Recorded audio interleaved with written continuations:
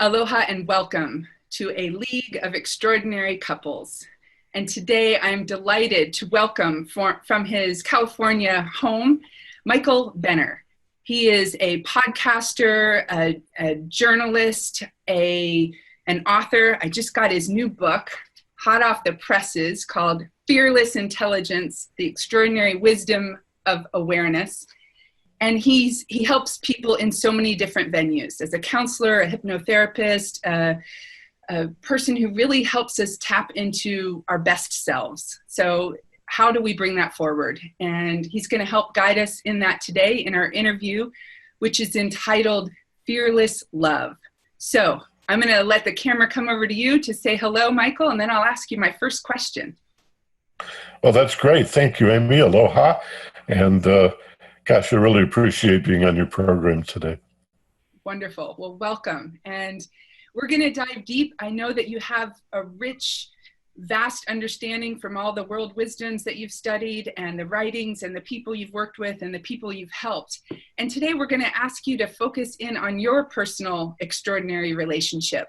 So the first question is a bit creative and imaginative. So Michael, if you were to describe your relationship as a landscape, how would you describe that? What picture would you paint for us today here, briefly?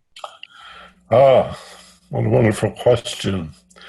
Well, the first thing that pops into my mind, and I love to trust my intuition, is a verdant forest, not unlike a jungle in Hawaii, actually. It's rich, it's green, it's full of promise and opportunity, it's fertile, and it's sweet and loving and natural.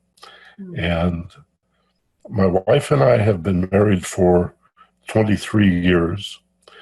We lived together for 6 years before that and knew each other for 2 or 3 years before we ever dated.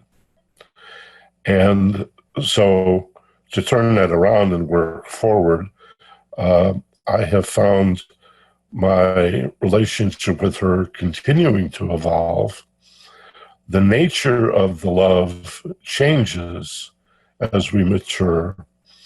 There's always work involved, of course, but I find that the love goes from romantic love to a much deeper level of trust and respect and even tolerance as we develop our partnership as a kind of a team. And my wife talks about in difficult times, we ham and egg it. And what she means by that is if you're down, then I'll help you. And when I'm down, I expect you to help me. And we'll just hope and pray we're never both down at the same time.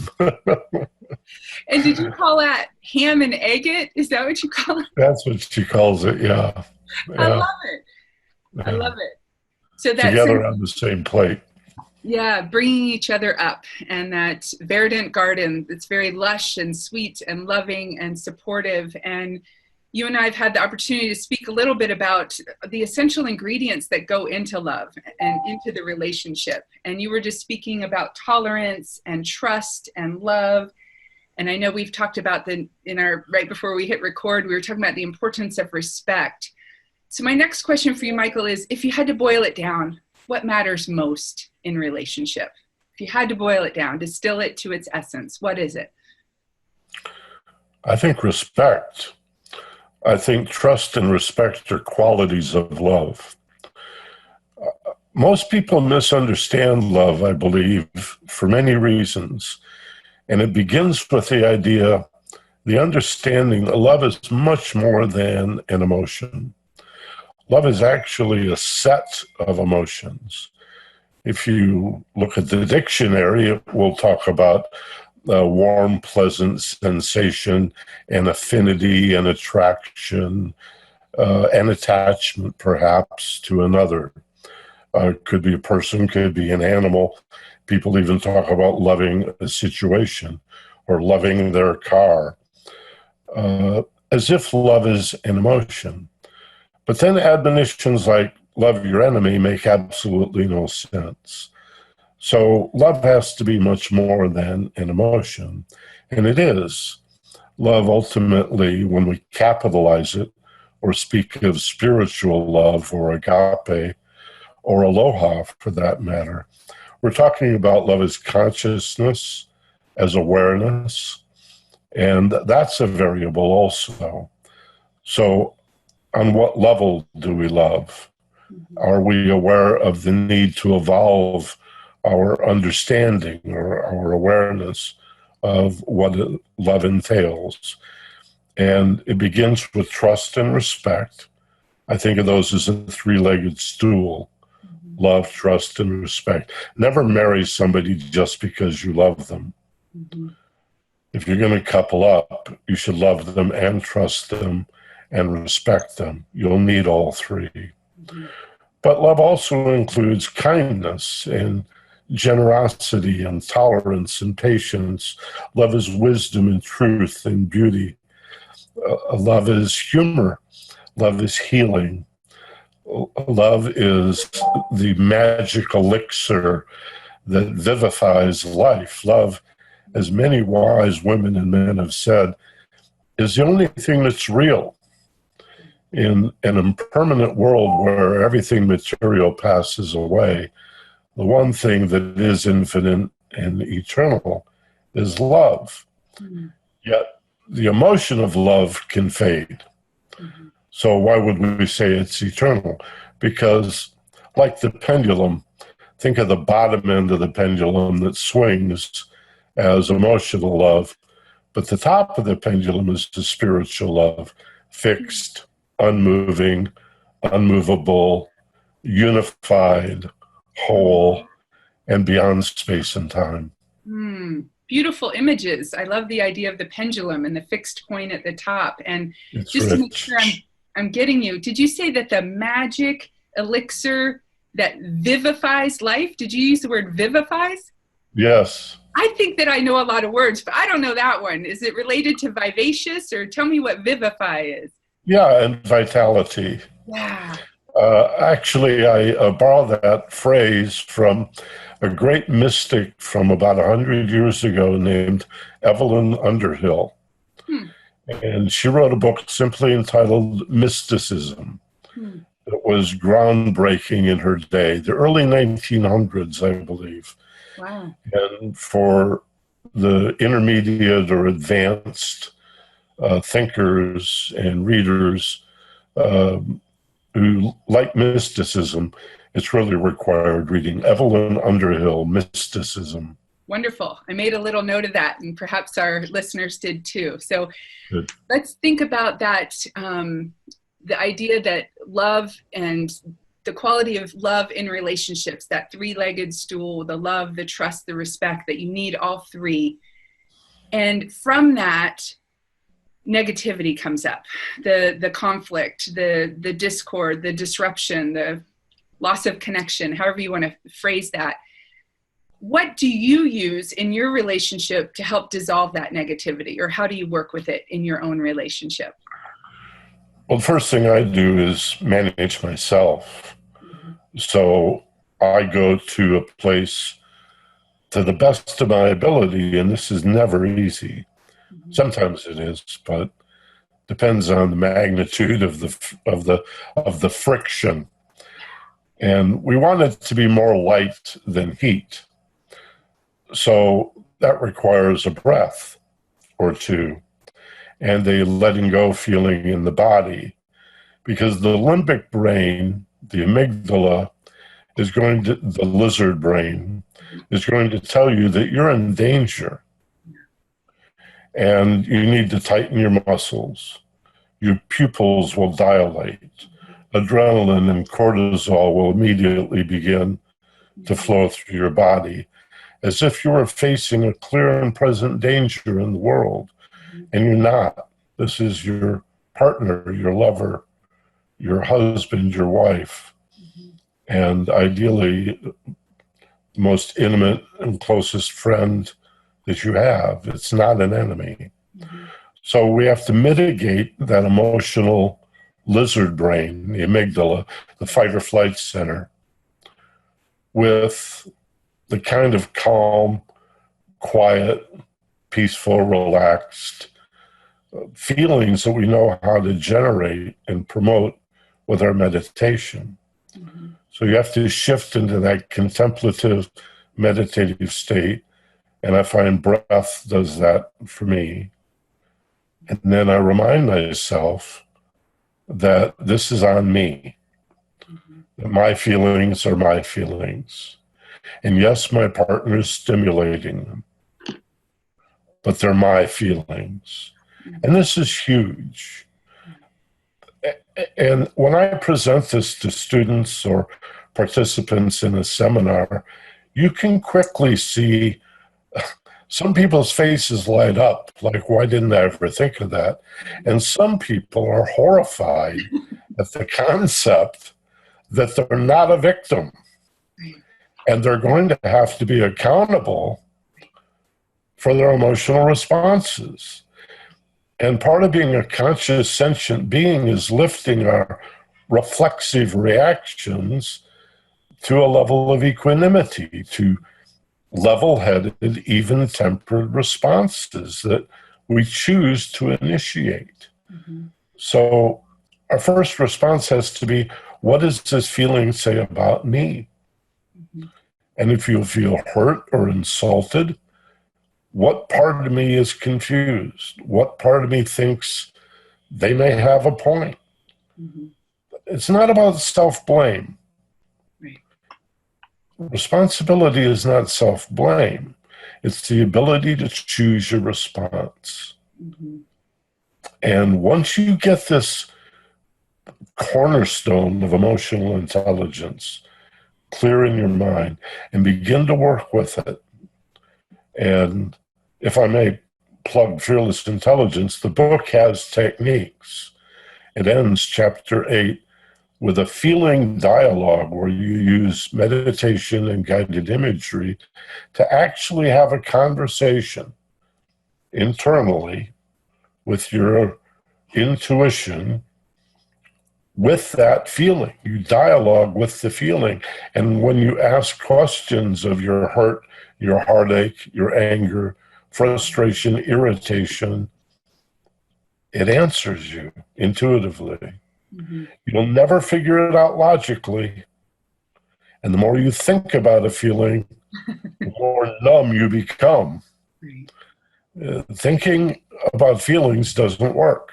Mm-hmm. You have to feel the feeling in your body and sit quietly waiting for the intuition to reveal itself. I describe it in my seminars as being like teaching a child to feed the ducks. And the toddler initially chases the ducks and they all run away. But in time, you teach the child to sit quietly, wait, don't move, be patient, throw some breadcrumbs, and the ducks slowly move in. That's intuition. I love that. You have the best images. I'm going from, the ham and egg to the ducks with the breadcrumbs, and it's very helpful for me. I know we're all different kind of learners in terms of how we take information in, but these images are just like, yeah, they're right there. And that, we have the three-legged stool, and then we need to take responsibility for our own emotions. And I am going to plug your book because I love this part where you talk, it's on page 47, and you're talking about love and fear. Because in the first part of this interview, I really want to dive deep in what is getting in the way of getting that connection that we want, that negativity when it comes up. It could be the fear response. We were talking about the limbic system. And you talk about those who ignore their fear and anxiety tend to interpret its vague, gnawing sensations as evidence that they are truly alone and life is meaningless. But individuals who devote themselves to self-discovery soon recognize love and understanding as the antidote to fear and ignorance. And then you go on to say that love and fear work together. Like latitude and longitude, they are the coordinates that reveal our position between what we understand and what we do not understand.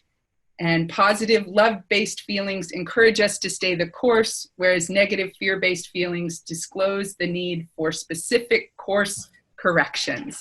I love that. I'm so glad you found that. Yeah. We should not be afraid of fear. We should not run away from fear. Right. Again, to draw a parallel, how many times in our lives, or maybe in the lives of people we know, do we see people substituting an avoidance of what they do not want for a goal? All right? It's like, I don't know what I want, but it doesn't matter yet because I'm too busy avoiding what I do not want. Ah, I see. Yes. But when you fixate on what you do not want, it's no different than fixating on a goal. What you do not want unconsciously becomes the goal. If I say to you, Amy, no matter what, please do not think of a purple elephant. Right, right. Right? So when we say, don't forget, wouldn't it be better to say this will be easy to remember? Yes, yes. Right? We have to. Another way to say that is that worry is a form of negative prayer. Is that an extrapolation of that, would you guess? It wrecks the word prayer for me, but I get your point. Sorry. Yeah. Don't mean to wreck that word, but yeah. I'll have to reflect on that. Okay. Yes, worry. The unconscious mind doesn't have a backup will or volition. So you think negatively, the unconscious says, we can do that. Right? You're worried about this? We can create that. That doesn't mean we should never consider the negative. It would be foolish not to. But we just can't dwell upon it. We can't fixate on the negative and live our lives trying to avoid what we don't want because we'll keep generating it. Consciousness is magnetic. Yes. Yes. So karma, the law of attraction in karma is not based on what we do or what we think or even how we feel. It comes from our intention. At the deepest level. It's the intention behind your thoughts and feelings, the intention behind your behavior that is magnetic. And that's why we need to be positive, goal-oriented, life-affirming. Look at the negative. It's a lot like driving a car. Here's another allegory. What percentage of the time do you spend looking out the window and then out the windshield, looking down the road as the driver, and then what small percentage of the time do you look down at the dashboard and check your mirrors? It would be foolish to ignore the mirrors and the dashboard. They're full of negative feedback indicators. But if you dwell on those, you're not looking at where you're going. You're going to run into a tree or something. So most of the time we have to look down the road and then every once in a while check the gauges. So it is in life. Stay positive, set goals, begin with the end in mind. And then look at the possibility that things might go south. Every once in a while, if life is impermanent, all goodness goes sour once in a while, and the bad times never last too long. So adjust for the cycle. This idea that we ought to be happy all the time is ridiculous. We ought to be putting our attention on developing our skills and dealing with disappointment and disillusion and the tragedy and horror. The first principle of Buddhist philosophy is life is suffering. Let's get real. It's full of tragedy. It's often unfair. People and animals and flowers and plants we love die. It's all about loss. And, it's just much healthier and much happier if we know that and account for that and adjust for that. See the great cycles. Get rid of the lines and the linear thinking and see life as the beautiful seasons that it is. Right. I'm really hearing the both and. It's both knowing that our intentions are magnetic and we attract what we give attention to, and we need to look at the reality of what is. It's the both and.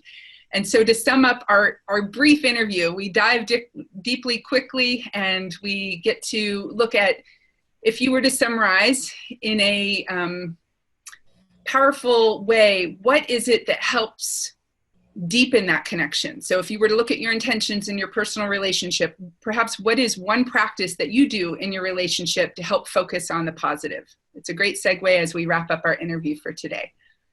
I think the challenge to each of us in relationships are imperative. We are social creatures. We need each other. It's the path home to wholeness is through loving relationships and partnerships and family, whether it's a family of two or more.